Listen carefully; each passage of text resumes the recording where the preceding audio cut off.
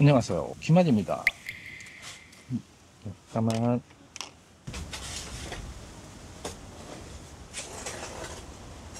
자, 오늘도 모닝커피 한잔 하러 나왔네요.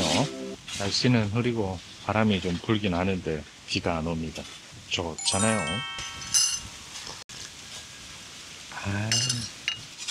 여기 커피잔 있단 말이야. 커피잔 하나 얻었으면 좋겠다. 오늘 날씨가 흐리고 여기 공사를 하고 있어서 그런지 다행히 야외에 자리가 있어서 이렇게 야외에서 시원한 바람 맞으면서 커피를 한잔 할 수가 있네요. 아우, 시원하게 좋아요. 따뜻한 커피 한 잔.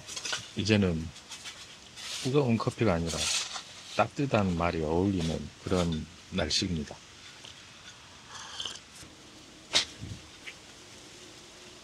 여기저기 갈대들도 많이 피어나와 있고, 요즘에는 저렇게 갈대가 많이 피어 있는 곳에 가면 또 사진 찍는 사람들이 많이 보이거든요.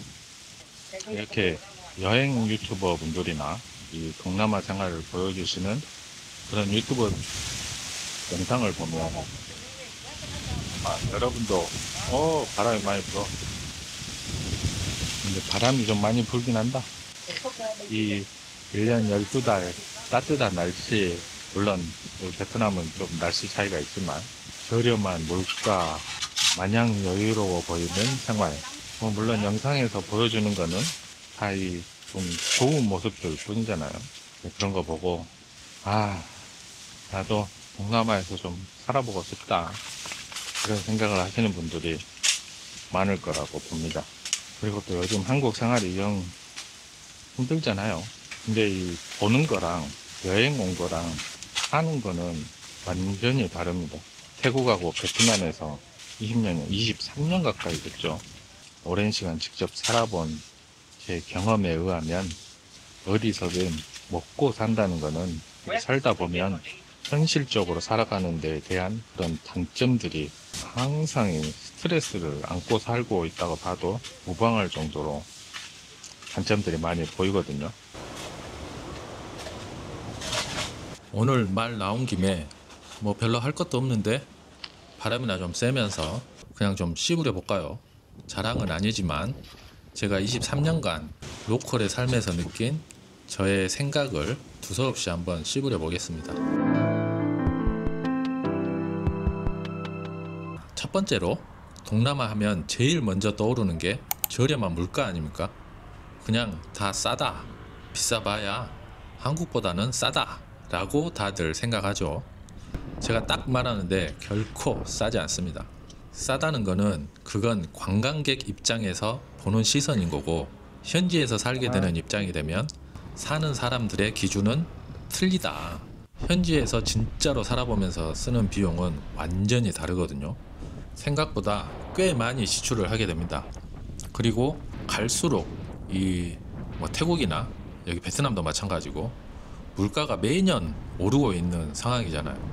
특히 관광지에서 좀 심한 편인데, 외국인이라고 하면 관광객이나 살고 있는 사람이나 똑같이 현지인 가격과는 달라지는 경우도 많거든요. 그걸 이제 외국인 가격이라고 하죠. 어쨌든 싸다는 거는 현지인처럼 살아야, 그래야 싼 거고, 한국에서 생활했던 것처럼 똑같이 생활하면 한국이나 여기 동남아시아나 별 차이가 없습니다. 물론 이제 한국에서 생활했던 비용과 같은 비용을 쓰더라도 당연히 가성비는 훨씬 좋죠. 바로 이제 그 맛에 또 이 동남아에서 사는 이유가 되는 것도 있죠.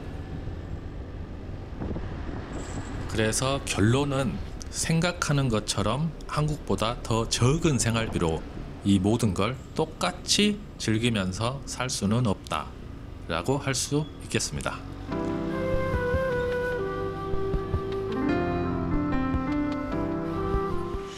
네, 잠깐 미술관에 들렸습니다. 전기공사 하는 일이 있어가지고 전기공사 하는 거 잠깐 보고 가려고 미술관에 잠깐 들렸어요. 여기 지금 전기공사를 하고 있거든요. 이 위에 사무실 전기를 차단하고 해야 되는 공사라 일요일날 지금 사무실 직원들이 출근을 안 하니까 그거에 맞춰서 지금 공사를 하고 있는 거거든요. 계속 비가 오고 습기가 많이 차고 하니까 전기 합선이 일어나네요. 빨리 찾아서 다행이죠. 합선으로 불이라도 났으면 큰일인데. 이번에 연속으로 태풍이 와서 여기 위에 있는 간판이 좀 오래됐거든요. 이 간판이 떨어져서 간판도 제거를 했습니다. 우기 시즌만 되면 뭐 고치고 손보고 할 때가 많아요. 자, 새로운 콘텐츠를 하나 만들었습니다.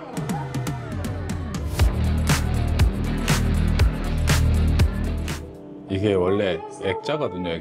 액자에서 소리가 나는, 액자 자체에서 소리가 나는 액자인데, 이걸 하나 설치를 했습니다. 이쪽 조명방도 이 바닥에 개미가 이 합판을 다 먹어가지고 여기도 이렇게 망가졌어요. 저쪽도 이렇게 망가져가지고 이렇게 밑에만 보수를 하려고 했더니 이 옆면도 전부 개미들이 먹어가지고 난장판이더라고요. 그래서 이왕 뜯을 거 저렇게 아예 그냥 바꿔버렸습니다. 여기도 또 보수를 해야 됩니다. 하여튼 여기 동남아는 이 개미들이 진짜 무서워요. 나무 먹는 개미들이 진짜 무서워. 여기도 마찬가지입니다. 여기도 이렇게 이게 다 개미가 밥 먹는 거거든요. 여기도 바꿔야 됩니다. 이 개미가 얼마나 무섭냐면 집안에 있는 가구들 있거든요. 나무로 된 가구들도 순식간에 그냥 스펀지로 만들어 버립니다. 이 개미들이.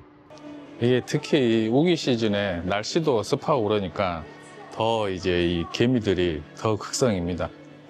해충업체가 매주 와서 이 약을 놓고 하는데도 개미가 잡히질 않아요.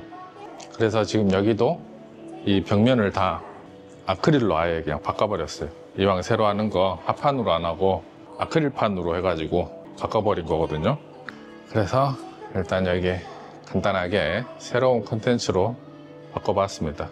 화장실에서 일 치를 때 그 고민과 번뇌와 각종 여러 가지 생각들을 할 수 있다. 뭐 그런 느낌으로 한 건데 그렇습니다.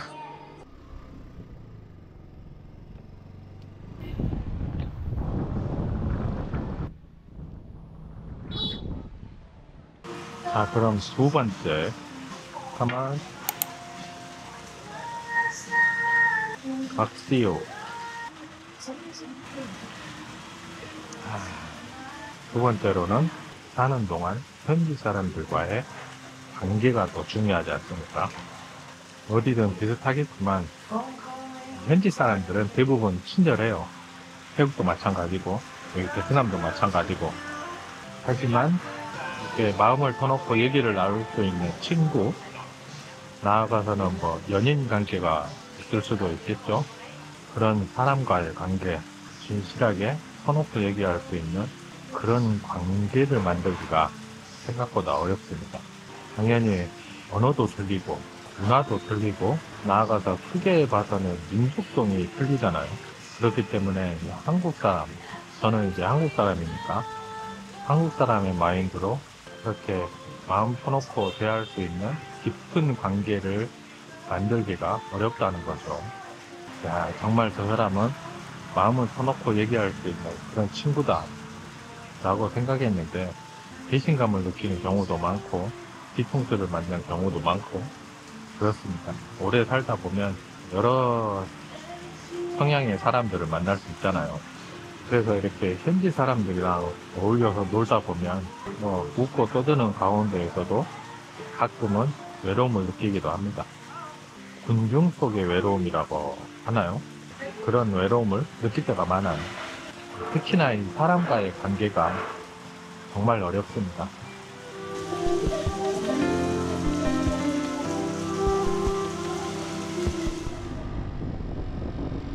여기저기 싸돌아 다니다가 비가 한 방울씩 떨어지길래 집으로 돌아왔네요. 집으로 와서 또 커피 한 잔. 오늘 커피만 몇 잔째 먹는 거야? 아메리카노 2잔, 박스유 1잔, 솔트 커피 1잔, 그리고 집에 와서 또 드립 커피 1잔. 그래도 총 5잔째입니다. 하루 종일 커피만 마시고 다니네요. 자, 그럼 하던 얘기 계속 해볼까요? 오늘 모닝커피 마실 때 갑자기 뜬금없이 동남아 사리에 대한 얘기가 나와서 오늘 영상은 이 동남아 사리에 대한 주제로 한번 얘기를 해보고 있습니다. 아까 이제 이 두 번째에 이어서 세 번째는 건강 관련인 의료, 그리고 뭐 어떤 행정 문제들, 그리고 안전, 이런 거에 대한 문제가 생깁니다. 아시다시피 해외에서는 의료보험 혜택을 못 받잖아요. 가입할 수 있는 보험도 없고, 그러다 보니까 당연히 병원비가 비싸다고 이렇게 알고들 계시잖아요. 한국에서야 계속 건강보험에 다들 가입이 돼 있으니까, 거기다 한국은 건강보험이 되게 잘 돼 있잖아요. 그 보험 시스템이. 그래서 해외에서는 한 번씩 아프게 되면 병원에 가야 될 만큼 아프게 되거나, 또는 피치 못할 사고로 인해서 병원에 가야 될 일이 생기던가, 이렇게 됐을 때 이제 병원비가 많이 들어가는데, 그렇다고 해서 제대로 또 치료받기도 힘들잖아요. 일단 언어적인 그 소통 문제가 있고, 그래서 이 의료적인 문제도 무시 못합니다. 살다가 그런 부분이 한번 생기면은 의료상의 문제를 크게 느끼게 됩니다. 그리고 이제 안전, 물론 이제 보통 대부분의 관광지가 치안이 좋아요. 태국도 마찬가지고 베트남도 마찬가지인데, 그렇다고 하더라도 당연히 이제 해외에서 살기 때문에 아무래도 이 안전함에 대해서 100% 신뢰를 느끼기는 힘들죠. 그리고 이제 행정상의 문제, 살다 보면 뭐 이런저런 자질구레한 행정일을 볼 것들이 많아요. 살다 보면 이제 관공서에서 봐야 할 일들도 생기고, 뭐 어쨌든 이런 간단한 일들도 여기에서 이제 그 일 처리를 하려면 시간과 비용이 배 이상으로 들어가게 되는 거죠. 오랜 시간 거주하다 보면 그런 문제들도 무시할 수가 없어요. 상당히 그것도 스트레스가 되거든요. 그리고 이제 네 번째는 지금 오늘 이제 저녁 먹으려고 김치찌개를 또 맛있게 끓였거든요. 참치 김치찌개를 끓였습니다. 그래서 다음 얘기는 또 저녁을 먹으면서 얘기를 이어나가 보도록 할게요. 자, 참치 김치찌개와 김가루 볶음이죠. 뭐 이거 두 개면은 진수성찬 아닙니까? 그러면 오늘 저녁은 참치 김치찌개에다가 맛나게 또 먹어봐야겠죠. 일단 먼저 맛을 보고 얘기를 해봅시다.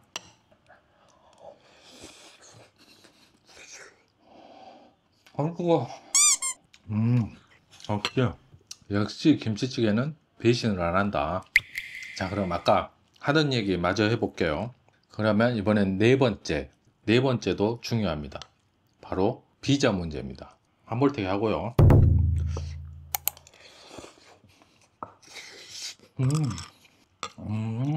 맛있어.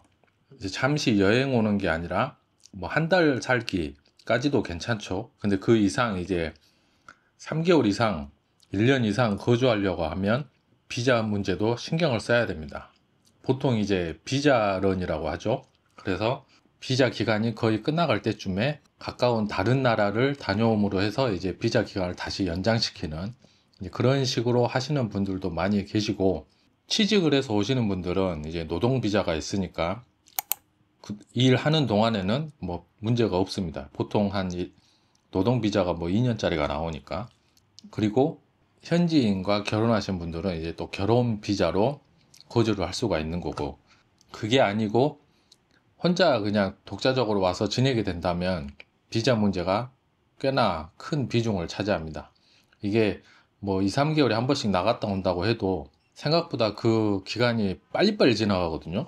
그리고 되게 번거로워요. 비용도 비용이지만 되게 번거롭고, 태국이나 이게 베트남이나 비자가 그렇게 장기 비자로 받을 수 있는 것들이 많지가 않아요. 태국 같은 경우는 이제 비자 종류는 많죠. 뭐 결혼 비자부터 해서 노동 비자, 뭐 은퇴 비자도 있고 학생 비자도 있고, 그리고 뭐 가디언 비자라고 해서 뭐 자녀가 있으면 가디언 비자라는 것도 나오고. 근데 그 비자 기간이 되게 짧아요. 이번에 뭐 새로 나온 DTV 비자인가? 그거는 뭐 5년짜리가 나온다고 하는데, 그것도 이제 마찬가지입니다. 제가 듣기로는 뭐 6개월마다 한 번씩 그것도 나갔다 와야 된다고 들었거든요. 그래서 태국 같은 경우도 비자 종류는 많은데 이제 비자 기간이 짧아서 비자 기간이 끝나가면 그걸 새로 또 갱신을 해야 됩니다. 그러니까 기존에 있는 비자를 다시 연장을 시키는 게 아니라 처음 새로 만드는 거하고 똑같아요. 그래서 똑같이 비용에 들어갑니다. 그걸 이제 매년 반복을 해야 되는 거죠. 베트남 같은 경우는 학생비자나 저 은퇴비자 이런 게 있는지는 확실히 모르겠습니다. 어쨌든 이런 비자 종류가 많긴 한데 일반 거주 목적으로 와서 그런 비자들을 취득하는 게 사실 쉽지가 않아요. 따기도 힘들지만 그렇다고 해서 여기에서 뭐 영주권을 딸 것도 아니고, 그래서 특별히 비자가 없고 이렇게 비자런을 하면서 거주를 하게 되면 이 뭐라 그래야 되나, 좀 불안하다고 해야 되나, 항상 이 비자 때문에 스트레스를 받게 되거든요. 깜빡 잊어먹고 그 비자 기간을 지나게 되면 벌금도 벌금이지만 뭐 혹시라도 나갔다가 다시 차후에 재입국을 할 때 문제가 생길 수 있는 그런 상황들도 많이 생깁니다. 오랜 시간 지내다 보면 비자 때문에라도 스트레스를 받는 경우가 많이 있어요. 조금 과장되게 얘기하면 뭐 어느 날 비자 문제로 해서 쫓겨나면 그냥 쫓겨나야 되는 거거든요. 그리고 이쪽 또 동남아시아가 이 비자 관련 규정이 또 자주 바뀝니다. 정책도 막 자주 바뀌고 하기 때문에 항상 그런 부분에 대해서 신경을 쓰고 있어야 되거든요. 그래서 오랜 시간 거주를 하게 되면 이 비자 때문에도 많은 스트레스를 받게 됩니다. 계란 후라이를 하나 할 걸 그랬나? 비자 문제까지 해서 그동안 제가 오랜 시간 20년 넘게 태국과 베트남에 살면서 느끼고 그리고 경험했던 일들을 바탕으로 해가지고 생각나는 대로 한번 얘기를 해봤습니다. 결론은 뭐냐? 동남아에서 사는 게 여러분이 생각하는 것처럼 그 로컬의 삶은 낭만이 아니라고 말하고 싶네요. 현지에서 사는 거는 여행하는 거하고는 틀려요. 실제로 살아간다는 거는 그 현지 사람들과 부딪히면서 문화의 다름을 이해하고 적응하고, 그리고 한국에 살았을 때는 몰랐던 여러 가지 불편함들을 알게 되고 또 그 불편함에 익숙해져 가는 겁니다. 그래서 그걸 받아들이면 그때부터 진짜로 이 동남아에서 사는 그 자신의 삶이 보이기 시작할 겁니다. 신수성찬 아닙니까? 어쨌든 이런저런 이유를 대가면서 떠들어 봐도 동남아에서 산다는 거는 분명히 매력이 있어요. 그러니까 저도 지금까지 이렇게 오랜 시간 20년을 넘게 살고 있는 거고, 마지막으로 제가 말씀드리고 싶은 거는 지금 동남아에서 살고 싶어 하시는 그런 생각을 가지신 분들에게 뭐 조언을 해본다면, 마냥 그 좋은 점만 보고 쉽게 생각하지 마시고 와서 산다는 거는 그곳의 현실을 제대로 알고 오는 게 이 동남아 살이를 시작하는데 조금 더 도움이 되지 않을까 싶습니다. 어디서 봤는데 누가 그러더라고요. 낭만은 현실 위에 세워질 때 오래 간다고. 아, 다 먹었다. 휴대폰을 꼭 챙기는 거.